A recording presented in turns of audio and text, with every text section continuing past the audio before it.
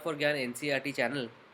ये वीडियोस हमारी एक बहुत छोटी सी मुहिम है जिससे हम कोशिश कर रहे हैं हिंदुस्तान के हर बच्चे को अच्छी शिक्षा मुफ्त में और उस भाषा में मिले जिसमें वो चाहता है। अगर आप भी हमारी मुहिम के साथ जुड़ना चाहते हैं तो हमारे चैनल को ज़रूर सब्सक्राइब कीजिए और वीडियोस को ज़्यादा से ज़्यादा शेयर कीजिए। किसी भी चैप्टर को ढूंढना हमारे चैनल पे काफ़ी आसान है। आपको यूट्यूब की सर्च बार पे जाके लिखना है अड्डा फॉर ज्ञान और उसके बाद एनसीईआरटी क्लास 6 की साइंस की प्लेलिस्ट में जाके आप क्लास 6 का साइंस का कोई भी चैप्टर ढूंढ सकते हैं। आज जो हम चैप्टर करने वाले हैं उसका नाम है the living organisms and there surroundings, यानी कि जीव जंतु और उनके वातावरण के बारे में हम थोड़ा जानेंगे इस चैप्टर के माध्यम से। दोस्तों, इस चैप्टर को 5 पार्ट में बांटा गया है। सबसे पहला पार्ट इंट्रोडक्शन पे है जिसमें थोड़ा बहुत इंट्रोडक्शन आपको ऑर्गेनिजम्स और उनके हैबिटेट के बारे में मिल जाएगा। फिर हम अडेप्टेशन और एक्लेमेटाइजेशन, इन दोनों टर्म्स को मैं बाद में बताऊंगा आपको क्या मतलब होता है, फिर वो कवर करेंगे। तीसरे पार्ट में ये हमें अलग अलग तरीके के हैबिटेट्स कौन कौन से होते हैं उसके बारे में बताते हैं। चौथे पार्ट में ये थोड़ा डीप में जाते हैं एक्वाटिक हैबिटेट्स, यानी कि पानी वाली हैबिटेट्स में। और पांचवा पार्ट जो है वो कैरेक्टरिस्टिक्स ऑफ लिविंग बींग्स, मतलब जो जो कॉमन कैरेक्टरिस्टिक्स है, जो जो कॉमन चीज़ें दिखाते हैं सारे के सारे लिविंग बींग्स, उसके बारे में हम फिफ्थ पार्ट में कवर करेंगे। तो पहले पार्ट की तरफ मूव करते हैं जो कि organisms in the surroundings in which they live. अब दोस्तों, आपने देखा होगा कि अलग अलग जगह पे अलग अलग तरीके के जीव जंतु पाए जाते हैं और ये जो है आपको ध्यान देना की ज़रूरत है कि जिस तरीके का हैबिटेट होता है उस तरीके के जीव जंतु वहाँ पे मिलते हैं। जैसे कि अगर आप डेजर्ट में देखेंगे तो आपको कैमल मिलता है वहाँ पे। अगर आप माउंटेन्स की तरफ जाएंगे तो याक और गोट्स जो है वो ज़्यादा मिलते हैं वहाँ पे। और अगर आप बीच या सी की तरफ जाएंगे तो आपको क्रैब्स एंड फिशेस मिलती है। क्रैब्स एंड फिशेस ज़्यादातर आपको वहीं मिलेगी और कहीं नहीं मिलते हैं। कुछ एनिमल्स जो होते हैं वो सारे हैबिटेट्स में आपको मिल सकते हैं, जैसे कि एंट्स एंड कॉकरोचेस। तो हैबिटेट डिसाइड करता है किस तरीके के एनिमल्स वहाँ पे रहते हैं और कुछ एनिमल्स सारे हैबिटेट्स में मिल जाते हैं। तो जो पार्ट है हैबिटेट एंड अडेप्टेशन, इसकी तरफ मूव करते हैं। सबसे पहले दोस्तों ये जानते हैं हैबिटेट का मतलब क्या होता है। हैबिटेट और द रीजन और place where an organism lives is termed as its habitat. जिस जगह पे कोई जीव जंतु रहता है उस जगह को उसका हैबिटेट बोलते हैं। ठीक है। हैबिटेट के माध्यम से उस जीव जंतु को सारी चीज़ें मिल जाती है, यानी कि खाना, रहना, अच्छी वो प्रॉपर वेदर कंडीशंस, बारिश, गर्मी, मतलब अपने ब्रीड या रिप्रोडक्शन के लिए जो उसको कंडीशंस चाहिए, ये सारी चीज़ें उसका हैबिटेट उसको प्रोवाइड करता है। ठीक है। तो हैबिटेट क्या होता है? वो जगह जहाँ पे जीव जंतु रहता है। तो आप हम डेजर्ट हैबिटेट के बारे में थोड़ा सा डिटेल में एक एग्जांपल देता हूँ मैं आपको कि क्या कैरेक्टरिस्टिक्स होती है डेजर्ट हैबिटेट के बारे में। तो वहाँ पे आपने देखा होगा कि दोस्तों जो रेगिस्तान होता है वहाँ पे पानी बहुत कम होता है, दिन गर्म होते हैं, रातें ठंडी होती है और डेजर्ट सॉइल होती है जो ज़्यादा उपजाऊ नहीं होती है। तो ये की कैरेक्टरिस्टिक्स है डेजर्ट हैबिटेट के अंदर। तो यहाँ पे जो भी जीव जंतु रहेंगे उनको इस वातावरण में रहना है। तो अगर वो इस वातावरण में नहीं रह पाएंगे, तो अगर मैं इसी जगह पे आप सोचिए अगर मछली को ला के रख दूँ ऐसे वातावरण के अंदर तो वो नहीं रह पाएगी, क्योंकि मछली को पानी चाहिए और रेगिस्तान में पानी नहीं होता है। तो इसलिए मछली आपको इस हैबिटेट में नहीं मिलेगी। तो दोस्तों, दो कंपोनेंट्स होते हैं किसी भी हैबिटेट के, एक होता है बायोटिक कंपोनेंट और एक होता है एबायोटिक कंपोनेंट। बायोटिक कंपोनेंट जो है वो जितनी भी लिविंग चीज़ें होती है उस हैबिटेट के अंदर, उस वातावरण के अंदर जितनी भी लिविंग चीज़ें होगी वो उसका बायोटिक कंपोनेंट होगा। The living things such as plants and animals, मतलब in the habitat are its biotic components. और उसी हैबिटेट के अंदर, उसी वातावरण के अंदर जितनी भी नॉन लिविंग चीज़ें होती हैं वो सारे एबायोटिक कंपोनेंट्स होते हैं, जैसे कि रॉक, सॉइल मतलब मिट्टी, हवा, पानी, सनलाइट, हीट, ये सारे एबायोटिक कंपोनेंट्स होते हैं हैबिटेट के। तो दोस्तों, अब सबसे पहले जानते हैं अडेप्टेशन का क्या मतलब होता है। The presence of specific features or certain habits which enable a plant or animal to live in its surroundings is called adaptation। वो चीज़ें, वो कैरेक्टरिस्टिक्स जिसकी वजह से कोई भी पेड़ या फिर कोई भी जानवर जो है किसी एक जगह पे रह सकता है, उसको हम अडेप्टेशन बोलते हैं। वो फीचर्स को और वो हैबिट्स को, जो different animals are adapted to their surroundings in different ways. अलग अलग एनिमल्स और प्लांट्स जो है वो अपने वातावरण में रहने के लिए अलग अलग तरीके से अडेप्ट करते हैं। सबसे पहले कैमल का एग्जांपल लेते हैं, क्योंकि हमने अभी डेजर्ट हैबिटेट के बारे में देखा जहाँ पे पानी बहुत कम होता है। तो कैमल ने कैसे ऊँट ने कैसे अडेप्ट करा अपने आप को उस कम पानी वाली जगह पर रहने के लिए। तो सबसे पहले ऊँट के जो पैर जो है वो काफ़ी लंबे होते हैं। इससे क्या होता है, जो गर्म हो जाती है मिट्टी, जो दिन में बहुत ज़्यादा गर्म हो जाती है मिट्टी, उससे उसको राहत मिलती है, उसकी बॉडी को राहत मिलती है।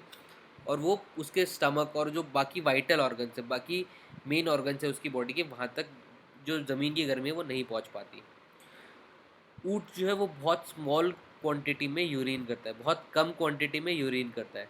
स्वेट यानी कि पसीना बहुत कम आता है उसको। उसका जो डंग होता है वो ड्राई होता है, मतलब सूखा होता है उसका डंग, और वो बहुत दिनों तक बिना पानी के रह सकता है। क्योंकि एक ऊँट के अंदर ये सारी विशेषताएं होती है, इसीलिए वो डेज़र्ट के अंदर सर्वाइव कर पाता है। अगर कोई उसमें ये विशेषताएं नहीं होती है, अगर उसको ज़्यादा पानी की ज़रूरत होती तो वो फिर डेज़र्ट के अंदर सर्वाइव नहीं कर पाता, वो डेज़र्ट के अंदर नहीं रह पाता। तो अडेप्टेशन समझ गए कि कैसे ऊँट जो है अडेप्टेड है डेज़र्ट में रहने के लिए, क्योंकि उसके अंदर ये सारे फीचर्स अवेलेबल हैं। ठीक। तो those animals which cannot adapt to these changes die out. जो जो यहाँ पे नहीं अडेप्ट कर पाएगा वो नहीं रह पाएगा, वो मर ही जाएगा आगे ना पीछे। तो इसी वजह से अलग अलग हैबिटेट में, अलग अलग वातावरण में आपको अलग अलग वैरायटी के एनिमल्स मिलते हैं। तो आपने डायनासोर का एग्जांपल सबने देखा है। अगर वो चेंजेस जो हुए थे उस समय पे धरती पे, उन पे अडेप्ट नहीं कर पाया तो वो एक्सटिंक्ट हो जाता है, विलुप्त हो जाती है वो स्पीसीज। तो अडेप्टेशन एक बहुत इंपॉर्टेंट चीज़ है। अगर एनिमल्स अपने चेंजेस के साथ अडेप्ट नहीं करेंगे तो वो साथ के साथ एक्सटिंक्ट हो जाएंगे, यानी कि विलुप्त हो जाएंगे। अब एक और टर्म आता है एक्लिमेटाइजेशन। इसका क्या मतलब होता है दोस्तों? एक्लिमेटाइजेशन अलग चीज़ है अडेप्टेशन से। अडेप्टेशन बहुत सालों, हज़ारों साल का प्रोसेस होता है, बहुत धीरे धीरे चेंजेस होते हैं जिसको उनकी बॉडी अडेप्ट कर लेती है। एक्लिमेटाइजेशन जो है वो स्मॉल चेंजेस होते हैं, छोटे चेंजेस होते हैं, कम पीरियड ऑफ टाइम के लिए जो होते हैं। ठीक है, उनको हम एक्लिमेटाइजेशन बोलते हैं। तो सबसे बड़ा डिफरेंस अडेप्टेशन और एक्लिमेटाइजेशन में ये है कि एक्लिमेटाइजेशन शॉर्ट चेंजेस होते हैं, स्मॉल चेंजेस होते हैं जो कि शॉर्ट पीरियड में होते हैं। ठीक है, तो इसलिए आपको इन दोनों को कंफ्यूज नहीं करना है। अडेप्टेशन अलग होता है, एक्लिमेटाइजेशन अलग होता है।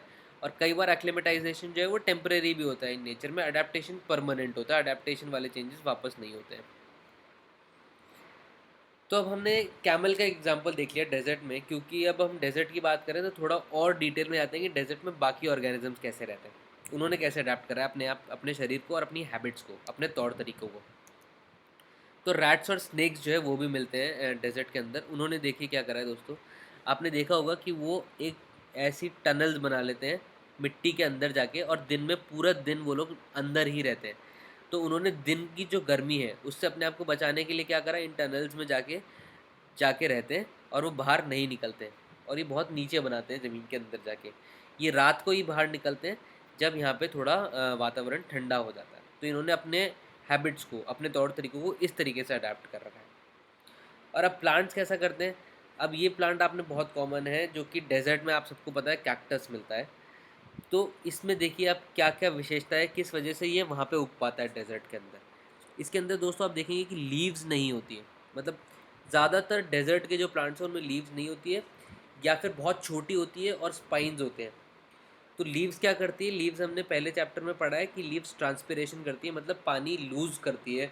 लीव्स, वाटर वेपर जो है वो हवा में चल जाता है। तो लीव्स नहीं होगी इसलिए वो पानी बचा लेते हैं। तो ये एक बहुत बड़ी कैरेक्टरिस्टिक होती है जो डेज़र्ट में प्लांट्स मिलते हैं। दूसरा है फोटोसिंथेसिस। अब लीव्स नहीं है तो खाना कैसे बनाएंगे ये प्लांट्स? तो इनकी जो स्टेम है उसके थ्रू ये लोग फोटोसिंथेसिस करते हैं। ठीक है, लीव्स के थ्रू नहीं, स्टेम के थ्रू करते हैं। और ये स्टेम जो है वो भी एक वैक्स की लेयर से कवर्ड होती है, जिससे कि पानी बचाने में उनको मदद होती है। इनके रूट्स जो है वो बहुत ज़मीन में बहुत नीचे तक जाते हैं ताकि पानी एब्जॉर्ब कर पाएंगे। तो ये जो प्लांट्स जो हमें डेजर्ट में मिलते हैं उन्होंने इस तरीके से अपने आप को अडेप्ट करा है, अपने आप को चेंजेस लाए हैं, जिससे कि वो वहाँ पे सर्वाइव कर पाते हैं, जीवित रह पाते हैं। तो अब हम डेजर्ट हैबिटेट के बारे में जान चुके हैं कि उसकी कैरेक्टरिस्टिक्स क्या है, वहाँ पे जानवरों ने कैसे अडेप्ट करा है, वहाँ पे प्लांट्स ने कैसे अडेप्ट करा है, पेड़ों ने कैसे अडेप्ट करा है। बाकी जो टेरेस्ट्रियल हैबिटेट्स यानी कि जो ज़मीन पे हैबिटेट होते हैं, वो है फॉरेस्ट, ग्रासलैंड्स, कोस्टल हैबिटेट और माउंटेन हैबिटेट। हम इनके बारे में भी थोड़ा डिटेल में जानते हैं। सबसे पहले माउंटेन रीजन्स या माउंटेन हैबिटेट को हम कवर करते हैं। अब माउंटेन रीजन्स में आपने देखा होगा दोस्तों कि बहुत ठंड होती है, तो आप ठंड को ध्यान में रखिए, बर्फ़ को ध्यान ध्यान में रखिए। अब फिर सोचिए कि एनिमल्स और प्लांट्स को किस तरीके से अडाप्ट करना होगा अगर बर्फ़ में ज़िंदा रहना है तो। ये जानवर आपने देखा है, ये बर्फ़ में इस तरीके के जानवर पाए जाते हैं। अब दोनों जानवरों में सबसे कॉमन टेक्निक क्या है, इनकी आप खाल को देखिए। फरी है, बहुत ज़्यादा फर है इनके अंदर और बहुत थिक है, इनकी खाल जो है थिक है। तो दोनों चीज़ क्या करती है, इनको ठंड से बचाती है। ये सबसे इंपॉर्टेंट चीज़ है माउंटेन वाले हैबिटेट के एनिमल्स के लिए, दोनों के दोनों। और उसके बाद क्योंकि वहाँ पे अ, जो स्लोप्स होती है यानी कि चढ़ाई होती है, तो उसके लिए गोट जो होते हैं, माउंटेन गोट जो है, उनके स्ट्रॉन्ग हूव्स यानी कि उनके पैर भी उसी तरीके से स्ट्रॉन्ग होने पड़ेंगे ताकि वो पूरे दिन चढ़ाई कर सके और उस माउंटेन वे पे ज़िंदा रह सके। अब दूसरा देखेंगे कि प्लांट्स ने कैसे अपने आप को अडेप्ट करा है माउंटेन वाली यानी बर्फ़ वाली जगह पे रहने के लिए। अब आप जब भी ऊपर जाते होंगे हिल स्टेशन पे, तो आपने देखा होगा ऊपर जाके पेड़ ऐसे हो जाते हैं, मतलब कोन शेप के हो जाते हैं, लीव्स जो है वो थिक हो जाती है और कोन शेप्ड की रहती है। ऐसा क्यों होता है दोस्तों? आप ध्यान रखिए कि बर्फ़ गिरेगी। अब बर्फ़ अगर बहुत देर तक इस प्लांट पे रहेगी तो ये प्लांट जीवित नहीं रह पाएगा, तो इसीलिए इनकी शेप जो है वो इस तरीके से होती है कि बर्फ़ गिर के वो नीचे गिर जाती है। बर्फ़ इनके ऊपर ज़्यादा देर तक नहीं टिकती है, तो इनकी स्लोप लाइक ब्रांचेज होती है। ठीक है। तो पानी भी जो होता है, बारिश भी कई बार ज़्यादा होती है माउंटेन वाले रीजन्स में, तो पानी और बर्फ़ दोनों जो है वो आराम से नीचे गिर जाता है, इसके ऊपर नहीं रहता है, जिसकी वजह से इसको जीने में आसानी होती है। तो इसी तरीके से हमने माउंटेन रीजन्स के बारे में समझ लिया। अब रेन फॉरेस्ट और पोलर हैबिटेट के बारे में भी जानते हैं। रेन फॉरेस्ट दोस्तों, वहाँ पे बहुत ज़्यादा जीव जंतु पाए जाते हैं क्योंकि मॉइस्चर बहुत है, पानी बहुत है, पेड़ बहुत है, तो अलग अलग तरीके के कीड़े, बहुत वैरायटी की स्पीशीज़ आपको यहाँ पे मिल जाती है। पर यहाँ पे सारे के सारे जो एनिमल्स होते हैं, उनको अपनी बॉडी को अडेप्ट करना पड़ता है ताकि वो गर्म और नमी, ह्यूमिड वाली जगह पे ज़िंदा रह सकें। जो दूसरा हैबिटेट है वो है पोलर हैबिटेट। पोलर हैबिटेट दोस्तों ये पोल्स पे होता है, नॉर्थ पोल, साउथ पोल। यहाँ पे बहुत ही ज़्यादा ठंड होती है, माउंटेन वाले हैबिटेट से बहुत ज़्यादा। और यहाँ पे वेजिटेशन बिल्कुल नहीं होती है, यहाँ पे आपको पेड़ पौधे नहीं मिलते हैं, इतनी ठंड होती है यहाँ पे। तो जो जानवर हैं उनको कार्निवोरस, कार्निवोरस यानी कि जो दूसरे जानवरों को खाते हैं, वो वही होना पड़ेगा उनको, और उनके फर जो है वो बहुत थिक होना पड़ेगा। तो पोलर बियर भी आपने देखा किस तरीके से बहुत थिक इसके फर होते हैं और किस तरीके से कार्निवोरस होता है, ये मछलियों और उन सबको खाता है। तो और कुछ एनिमल्स ने अपने आप को इस तरीके से अडेप्ट करा होता है कि जो ठंड के महीने होते हैं, मतलब वहाँ पे 5-6 महीने जो ठंड चल रही होती है बहुत ज़्यादा, उस टाइम पे ये लोग खाना खा के हाइबरनेट कर जाते हैं, मतलब एक जगह जाके सो जाते हैं और अपना जो बॉडी से हीट जो होती है उसको कंजर्व कर लेते हैं, बचा लेते हैं पूरी की पूरी, ताकि उनकी हीट वेस्ट ना हो और वो जीवित रह सके। तो वहाँ के जानवरों ने अपने आप को इस तरीके से अडेप्ट करा। तो अब दोस्तों एक्वाटिक हैबिटेट्स के बारे में थोड़ा बहुत जानते हैं। एक्वाटिक हैबिटेट्स में सबसे इम्पॉर्टेंट जो है वो है सॉल्ट वाटर हैबिटेट्स। 97% जितना भी पानी है पूरे के पूरे धरती पे वो सॉल्ट वाटर है। और सॉल्ट वाटर में आपने देखा होगा कि ज़्यादातर मछलियाँ जो है, मछलियों के प्रकार, सारी चीज़ें हमें यहीं मिलती है। ओशंस और सीज़ कवर होते हैं सॉल्ट वाटर के अंदर। और यहाँ पे जो मछलियाँ हैं, क्योंकि टेम्परेचर का वेरिएशन बहुत होता है, कहीं पे पानी बहुत ठंडा होता है, कहीं पे पानी फिर गर्म हो जाता है, कोस्टल आप ट्रॉपिकल एरियाज में जब जब आते हैं तो लॉन्ग डिस्टेंस माइग्रेशन होता है। मछलियाँ मतलब बहुत दूर तक ट्रैवल करती है टेम्परेचर चेंजेस के साथ कोप करने के लिए। एक टर्म इंपॉर्टेंट है यहाँ पे दोस्तों, एस्चुरीज। उसका क्या मतलब होता है? जहाँ पे नदियाँ और ओशंस मीट करती है वहाँ पे पानी सॉल्टी होता है और इसको हम एस्चुरीज बोलते हैं। नदियाँ और ओशन, रिवर्स जहाँ पे फ्रेश वाटर होता है और ओशंस जहाँ पे सॉल्टी वाटर होता है, ये दोनों जहाँ पे मीट करती है उसको हम एस्चुरीज बोलते हैं। तो अब थोड़ा बहुत और जानते हैं कि ऑर्गेनिजम्स का क्या की फीचर्स होते हैं, क्या उनमें खासियत होती है जो कि सॉल्ट वाटर में हमें मिलते हैं। इनकी स्ट्रीमलाइन बॉडीज़ होती है। फ़िश की आपने देखा था, आगे से फ़िश जो है वो पतली होती है, पीछे से पतली होती है और बीच में थिक होती है। स्ट्रीमलाइन बॉडीज़ होती है और फ़िश की गिल्स होती है ताकि पानी में वो सांस ले सके। ऑक्टोपस जो है उनकी स्ट्रीमलाइन बॉडीज़ नहीं होती, इसलिए वो एकदम जो ओशन होता है उसके डीप में रहते हैं, 200 मीटर की गहराई में जाके वो लोग वहीं रहते हैं। पर जब वो भी ट्रैवल करता है तो शेप अपनी कोशिश करता है वो स्ट्रीमलाइन बनाने की, जब भी वो एक जगह से दूसरी जगह पे जाता है। अब आपने डॉल्फिन्स और व्हेल्स के बारे एक चीज़ देखी होगी कि उनके जो नॉस्ट्रिल्स होते हैं, ब्लो होल्स होते हैं, वो बॉडी के ऊपर वाले पार्ट में होते हैं। तो वो अपने गिल्स से नहीं, जब वो सरफेस पे होती है तो उसके थ्रू ब्रीथ कर पाती है, इसी वजह से वो ऊपर रह पाती है। अगर वो ऊपर ब्रीथ करना है उनको तो ये ज़रूरी है, नहीं तो आपने देखो बाकी फिश ऊपर नहीं रह पाती इतनी देर, डॉल्फिन्स और वो फिर भी पानी के बाहर इतनी देर रह पाती है क्योंकि उनके ब्लो होल्स होते हैं, नॉस्ट्रिल्स होते हैं। तो ये इनके की फीचर्स हो गए जो हमें ऑर्गेनिजम्स सॉल्ट वाटर में मिलते हैं। अब फ्रेश वाटर में मूव करते हैं जो कि 3% है पूरा पानी जो धरती पे अवेलेबल है उसका। जो रिवर्स है, आपकी सारी की सारी नदियाँ, लेक्स और पॉन्ड सब कुछ मिला के दोस्तों सिर्फ 3% पानी होता है। तो ये आपका फ्रेश वाटर है। अब इसके अंदर आपके फ्रॉग्स या फिर स्नेल्स, वर्म्स, ये सब आपको इन जगहों पे मिलते हैं, ओशंस में नहीं मिलते हैं। उनको खारा पानी नहीं, उनको साफ़ पानी ही चाहिए होता है।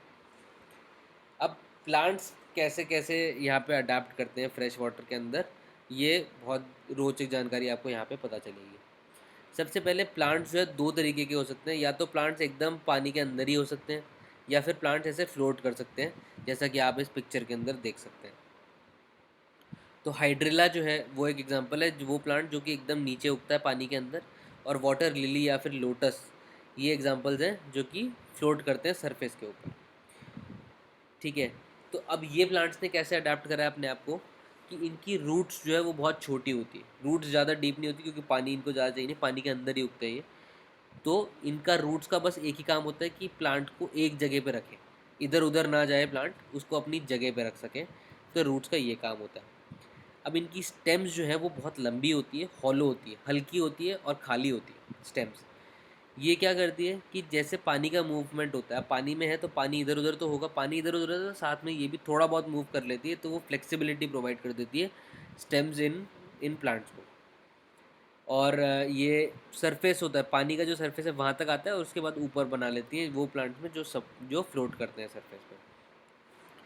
और इनका जो वैक ऊपर वाला सरफेस होता है, ये जो आप लीव्स देख रहे हैं यहाँ पे इस पिक्चर के अंदर, ये वैक्सी होता है और वाटर प्रूफ बना देते हैं इनको। और इनका स्टोमेटा ऊपर वाले सरफेस पे ही प्रेजेंट होता है जिससे ये खाना बना लेते हैं अपना। ठीक है, तो ये इनकी मेन कैरेक्टरिस्टिक्स है, मतलब छोटी रूट्स, हॉलो स्टेम्स, ठीक है, और वैक मतलब वाटर प्रूफ थोड़ी बहुत बॉडी जो कि वैक्स होती है जिनमें बहुत ज़्यादा, जिससे कि पानी के अंदर ये रह पाते हैं। तो ये इनके वो फीचर्स है जिस वजह से ये अडाप्ट कर पाए पानी के अंदर रहना। तो अब दोस्तों हम कुछ कॉमन कैरेक्टरिस्टिक्स के बारे में जानते हैं लिविंग बींग्स की, जीव जंतु की सारी कॉमन कैरेक्टरिस्टिक्स क्या है। सबसे पहली रिक्वायर फूड। हर जीव जंतु को, चाहे वो पेड़ है चाहे वो एनिमल है, उसको अपना खाना, उसको खाना ज़रूरी है, खाना से ही उसको एनर्जी मिलती है जिससे कि सारे फंक्शंस हैं अपनी बॉडी के वो पूरे कर सकता है, सारी ज़रूरतें अपने शरीर की पूरी कर सकता है। प्लांट्स जो है वो खुद का खाना बना सकते हैं फोटोसिंथेसिस के थ्रू। जानवर जो है वो खुद का खाना नहीं बना सकते, जानवर या तो दूसरे जानवर को खाते हैं या फिर उन चीज़ों को खाते हैं जो हमें प्लांट से मिलती है। और दूसरा जो कैरेक्टरिस्टिक है इन्हीं लिविंग बींग्स का वो है ग्रोथ दिखाना। मतलब हर जैसे एक छोटा बच्चा एक बड़े इंसान में बन जाता है, वैसे ही एक छोटा प्लांट जो है वो बड़े प्लांट में तब्दील हो जाता है, तो ग्रोथ दिखती है। तो दूसरी कैरेक्टरिस्टिक लिविंग बींग्स की है कि वो ग्रोथ दिखाते हैं। तीसरी कैरेक्टरिस्टिक जो लिविंग बींग्स की होती है वो है रेस्पिरेशन। अब खाना जब ये खा लेते हैं उससे एनर्जी निकालने के लिए रेस्पिरेशन इम्पॉर्टेंट प्रोसेस है। इंसान भी करते हैं रेस्पिरेशन, प्लांट्स भी करते हैं रेस्पिरेशन किसी न किसी फॉर्म में, जानवर भी करते हैं रेस्पिरेशन किसी न किसी फॉर्म में, सारे ऑर्गेनिजम्स ये करते हैं। इंसान जो है वो ऑक्सीजन ले लेते हैं पूरे अपने वातावरण से और कार्बन डाइऑक्साइड वापस निकाल देते हैं। तो जो ब्रीथ करना और उसके बाद फिर एक्सचेंज करना बेसिकली गैसेस को, इसको हम रेस्पिरेशन बोलते हैं। अब मैकेनिज्म्स डिफर कर सकते हैं, ये गैसेस का जो एक्सचेंज है जिसको हम रेस्पिरेशन बोलते हैं ये अलग अलग हो सकता है। जैसे अर्थवॉर्म में हमने पढ़ा था कि स्किन के थ्रू वो रेस्पिरेशन करता है। मछलियाँ जो है वो गिल्स के थ्रू ऑक्सीजन लेती है जो कि पानी के अंदर डिजॉल्व होता है। प्लांट्स जो है वो रेस्पिरेशन लीव्स के थ्रू करते हैं, जो एक्सचेंज ऑफ गैसेस पेड़ों के अंदर होता है वो लीव्स के थ्रू होता है। तो अलग अलग चीज़ें अलग अलग तरीके से रेस्पिरेशन करती है, बट ये सारे लिविंग ऑर्गेनिजम्स रेस्पिरेशन भी करेंगे। तो हम तीन कैरेक्टरिस्टिक पढ़ चुके हैं कि लिविंग ऑर्गेनिजम्स जो है उनको फूड खाना चाहिए होता है, उनको ग्रोथ दिखाते हैं वो, और रेस्पिरेशन करते हैं ताकि जो उन्होंने खाना खाया है उससे वो एनर्जी निकाल सके। अगली जो कैरेक्टरिस्टिक है वो है रिस्पॉन्स टू स्टिमुलाई। इसका मतलब अगर कोई भी चेंज होगा एनवायरनमेंट के अंदर तो एनिमल्स जो है उस पर रिस्पॉन्ड करते हैं, मतलब उस पर कुछ ना कुछ उनके बॉडी में चेंजेस होते हैं या फिर वो किसी तरीके से रिएक्ट करते हैं। इसको हम रिस्पॉन्स टू स्टिमुलाई बोलते हैं। आप भी देखेंगे जैसे आप किसी एक बहुत अंधेरे वाले कमरे से अगर बाहर की तरफ जाते हैं तो आपको दिखता नहीं है एकदम से, आपकी आंखें बंद हो जाती है, मतलब आंखें एकदम चौंधिया जाती है जिसको बोलते हैं, और आपको बाहर नहीं दिखता है, फिर थोड़ा टाइम लगता है आपको एडजस्ट करने में, तो आपने रिस्पॉन्ड करा उस स्टिमुलाई को जिससे कि वहाँ पे लाइट आई है। उसी तरीके से अगर ऐसा स्टिमुलाई हो जिसमें आप कांटों वाले पेड़ पे अगर आप पैर रख देते हो तो एकदम से आपका पैर पीछे चल जाता है, तो ये आपका रिस्पॉन्स है स्टिमुलाई का। चेंज हुआ आपके एनवायरनमेंट में, कुछ कांटे वाली चीज़ आई और आपने पीछे अपना पैर कर लिया, तो ये रिस्पॉन्स टू स्टिमुलाई हुआ। अब प्लांट्स कैसे रिस्पॉन्ड करते हैं, आपने कुछ प्लांट्स को देखा होगा जो कि जैसे जो सन के साथ मूवमेंट होता है, जिनका जिस तरफ सूरज मूव कर रहा होता है वो उसी तरफ मूव करता है वो प्लांट और उसी तरफ रहता है। और कुछ जो प्लांट्स हैं जिनको आप जैसे ही छूते हैं तो उसकी लीव्स जो है वो बंद हो जाती है। तो मिमोसा जो एक प्लांट है उसको टच मी नॉट जिसको हम बोलते हैं, उसमें यही होता है जैसे ही उसकी लीव्स को कोई टच करता है वो फोल्ड हो जाता है। कुछ फ्लावर्स ऐसे होते हैं जो कि सिर्फ रात को ही जब लाइट ख़त्म हो जाती है तभी वो ब्लूम करते हैं। तो इस तरीके से प्लांट्स ने भी अपना रिस्पॉन्स बना रखा है स्टिमुलाई के थ्रू। तो ये चौथी कैरेक्टरिस्टिक होती है कि हर जो जीव जंतु है कुछ ना कुछ स्टिमुलाई होता है, कुछ ना कुछ चेंजेस है एनवायरनमेंट पे जिन पे वो रिएक्ट करता है। एक्सक्रीशन, अब दोस्तों आपने खाना खाया और उससे आपने एनर्जी ले ली, तो उसका बाय प्रोडक्ट यानी कि उसका जो वेस्ट बनता है उसके बाद सारे ऑर्गेनिजम्स किसी न किसी फॉर्म में उसको एक्सक्रीट करते हैं, उसको निकालते हैं बाहर। उस प्रोसेस को जिससे कि उसकी बॉडी में जो जो वेस्ट है वो निकालता है उसको एक्सक्रीशन बोलते हैं। और अगली कैरेक्टरिस्टिक जो है वो है रिप्रोडक्शन। अब दोस्तों कोई भी एक जानवर जो है वो अपने जैसे और तभी बनाएगा जब वो रिप्रोड्यूस करेगा। अगर वो रिप्रोड्यूस नहीं करेगा तो एक जानवर जब वो मर जाएगा तो फिर वो स्पीशीज़ ख़त्म हो जाएगी, ऐसा नहीं होता है ना। तो जब भी एक जानवर अपने जैसे और बनाता है उसको हम रिप्रोडक्शन बोलते हैं। ये रिप्रोडक्शन के मोड्स अलग अलग हो सकते हैं। कई बार कुछ ऑर्गेनिजम्स जो है वो अंडे देते हैं अपने जैसे और बनाने के लिए। कई ऑर्गेनिज्म जैसे इंसान किसी जीव जंतु को पैदा करता है वैसे ही वो जानवर भी पैदा करते हैं। और आपने प्लांट्स को देखा है वो सीड्स के थ्रू रिप्रोडक्शन करते हैं। तो ये भी कॉमन कैरेक्टरिस्टिक है, प्लांट्स हो एनिमल हो चाहे इंसान हो, वो रिप्रोडक्शन करेंगे अपने जैसे और बनाने के लिए ताकि उनकी स्पीसीज़ हमेशा धरती पर बनी रहे। और एक और कैरेक्टरिस्टिक है वो है मूवमेंट। हमने 8th चैप्टर जो है साइंस का ही जो है जिस पे वीडियो भी बना रखा है उसमें बहुत डिटेल में बताया है किस तरीके से मूवमेंट भी होता है सारे एनिमल्स का और ह्यूमंस का। प्लांट्स जो है वो वैसे मूवमेंट नहीं दिखाते एक जगह से दूसरी जगह पे, बट वो ग्रोथ के फॉर्म में मूवमेंट दिखाते हैं। तो सारे के सारे लिविंग बींग्स किसी न किसी फॉर्म में मूव भी करते हैं। तो ये भी एक कॉमन कैरेक्टरिस्टिक है हर लिविंग बींग की। तो दोस्तों अब आपने देख लिया कि सारे लिविंग बींग्स की कुछ कॉमन कैरेक्टरिस्टिक्स होती है, उनको खाना चाहिए, उनको वो ग्रोथ दिखाते हैं, वो रेस्पायर करते हैं यानी कि एक्सचेंज ऑफ गैसेस करेंगे, वो रिस्पॉन्स करते हैं स्टिमुलाई के थ्रू, वो रिप्रोड्यूस करते हैं, वो मूवमेंट्स शो करते हैं और एक पॉइंट पे जाके मरते हैं, मर भी जाते हैं, हमेशा ज़िंदा नहीं रहते हैं कि कईयों की लाइफ बहुत ज़्यादा होती है बट लेकिन कभी ना कभी वो लाइफ ख़त्म होती है। तो ये कॉमन कैरेक्टरिस्टिक्स है हर लिविंग बींग की। ठीक है, तो सारे ऑर्गेनिजम्स में ये एक हो सकता है एक साथ ना दिखाएं वो सारी चीज़ें, पर ये सारी चीज़ें कभी ना कभी वो दिखाते हैं अपनी लाइफ साइकिल के अंदर। तो अब दोस्तों समरी की तरफ मूव करते हैं इस चैप्टर की। The surroundings where plants and animals live, जो उनका वातावरण होता है प्लांट्स और एनिमल्स का उसको हम हैबिटेट बोलते हैं। बहुत सारे अलग अलग तरीके के आपको वहाँ पे जीव जंतु मिल सकते हैं, प्लांट्स मिल सकते हैं एक ही हैबिटेट के अंदर, जो कि हमने देखा भी था। कैमल भी मिल जाता है डेजर्ट के अंदर, रैट्स भी मिल जाते हैं, स्नेक्स भी मिल जाते हैं, कैक्टस भी मिल जाता है। तो एक ही हैबिटेट में बहुत सारे जानवर हमें मिल जाते हैं। The presence of specific features and habits which enable a plant और an animal to live in a particular habitat is called adaptation. वो फीचर्स, वो तौर तरीके उस जानवर के जिसकी वजह से वो उस हैबिटेट में ज़िंदा रह पाता है उसको हम अडेप्टेशन बोलते हैं।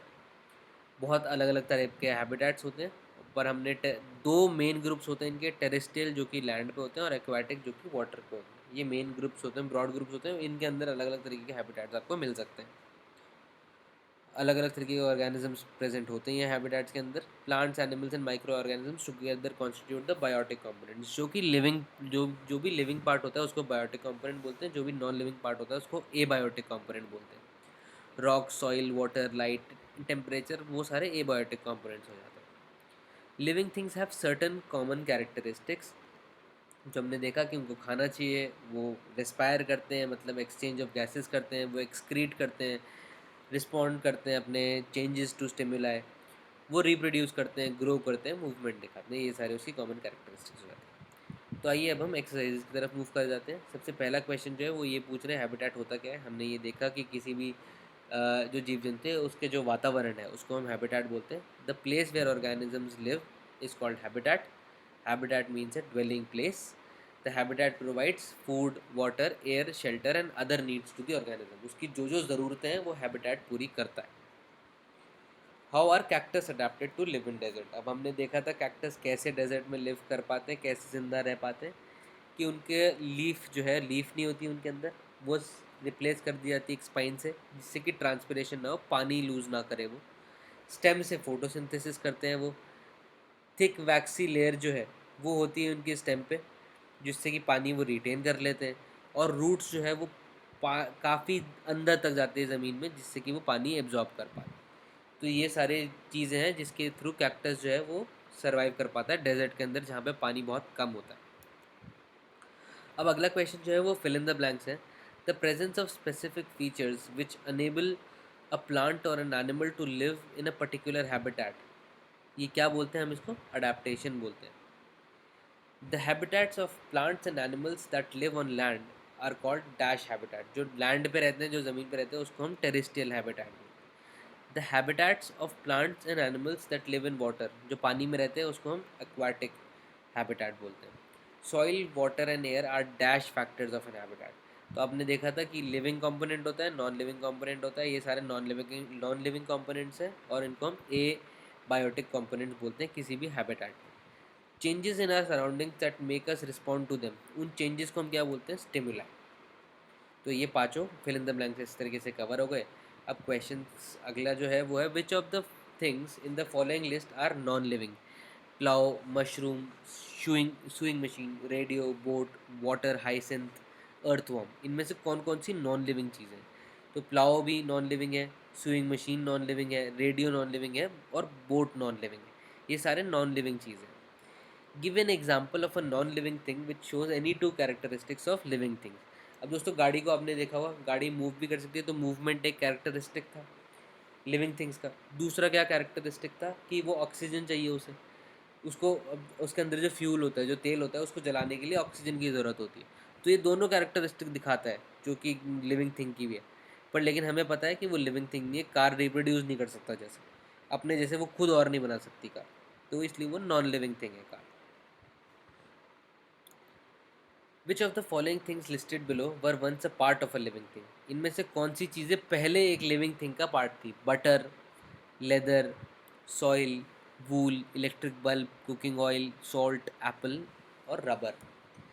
बटर आपको पता है एक लिविंग चीज़ का पार्ट था पहले, वो हमें जानवरों से मिलता है। लेदर भी जानवरों की चमड़ी होती है। फूल भी जानवरों से मिलता है। कुकिंग ऑयल भी प्लांट से मिलता है। एप्पल और रबड़ जो हमें प्लांट से मिलते हैं, ये सारे कभी न कभी एक पार्ट थे लिविंग बीइंग का। List the common characteristics of all living things, ये हमने देखा ही था सारे के सारे। Respiration, food intake, response to stimuli, excretion, movement और रिप्रोडक्शन, ये सारी कॉमन कैरेक्टरिस्टिक्स हैं सारे लिविंग थिंग्स की। एक बार में हो सकता है सारी ना दिखाएं, बट पूरी लाइफ साइकिल में अपने ये सारी चीज़ें वो दिखाते हैं। अगला क्वेश्चन है, explain why speed is important for survival in the grasslands for animals that live there. जो जीव जंतु ग्रासलैंड्स के अंदर रहते हैं उनके लिए स्पीड क्यों इंपॉर्टेंट है, गति क्यों इंपॉर्टेंट है। अब दोस्तों आपको पता है कि ग्रासलैंड्स के अंदर वहाँ पे आपको टाइगर मिल सकता है, लोमड़ी मिल सकती है, ये जो बहुत तेज़ मूव करते हैं। अगर आप किसी भी जीव जंतु को इन सब बड़े प्रेडेटर से अगर वो बचाना है अपने आप को, तो उनको तेज़ होना बहुत ज़रूरी है।